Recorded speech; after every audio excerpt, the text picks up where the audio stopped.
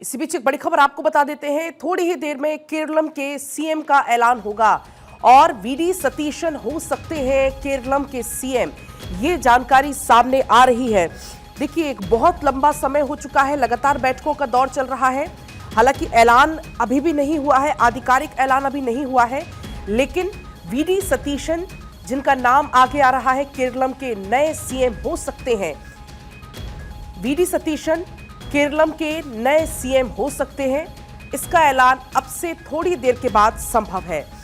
देखिए, 4 तारीख को रिजल्ट घोषित हो चुके थे और उसके बाद से, क्योंकि 5 राज्यों के रिजल्ट 4 तारीख को घोषित हो गए थे, 4 राज्यों में सरकार बन भी गई है, शपथ ग्रहण भी हो गया है। अब बारी है केरलम की।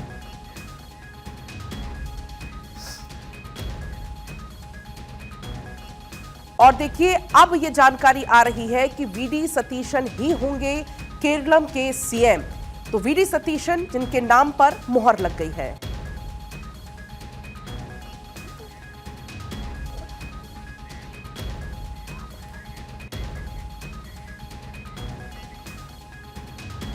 देखिए, असमंजस की स्थिति अभी बनी हुई है। थोड़ी देर के बाद आधिकारिक तौर पर ऐलान होगा, लेकिन अभी वीडी सतीशन का नाम तो शुरू से ही चर्चाओं में है, वही रेस में आगे चल रहे हैं।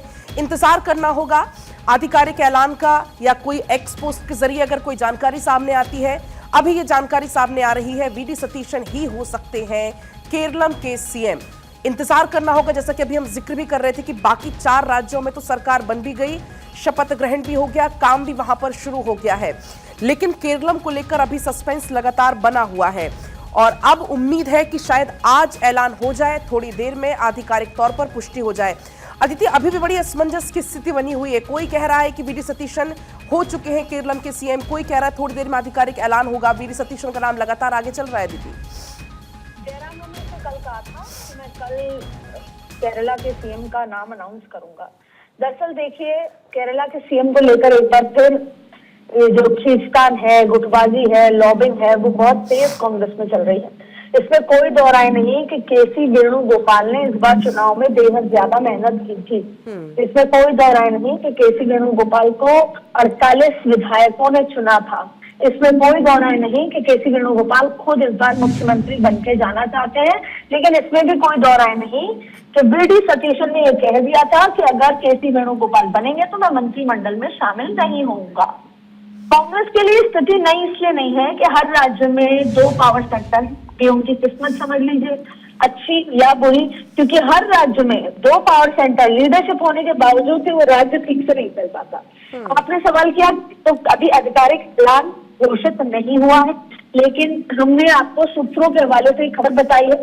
सूत्र कह रहे थे केसी वेणुगोपाल के चांसेस ज्यादा हैं, लेकिन फ्रंट रनर तो सतीशन थे, क्योंकि सतीशन एलओपी के नेता रह चुके हैं, बहुत पॉपुलैरिटी है। और कहीं ना कहीं 2 फाड़ हो जाते और नुकसान ये होता कि केसी वेणुगोपाल दिल्ली छोड़ के केरला भी जाते और वीडी सतीशन का सपोर्ट ना मिलने से केरला का स्टेट भी खराब होता।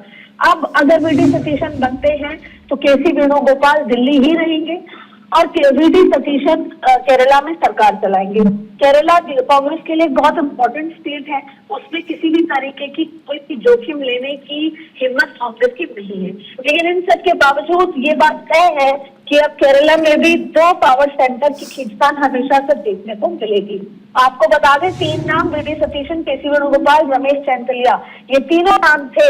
लेकिन अब वीडी सतीशन का नाम कंफर्म बताया जा रहा है कि वही अगले मुख्यमंत्री होंगे।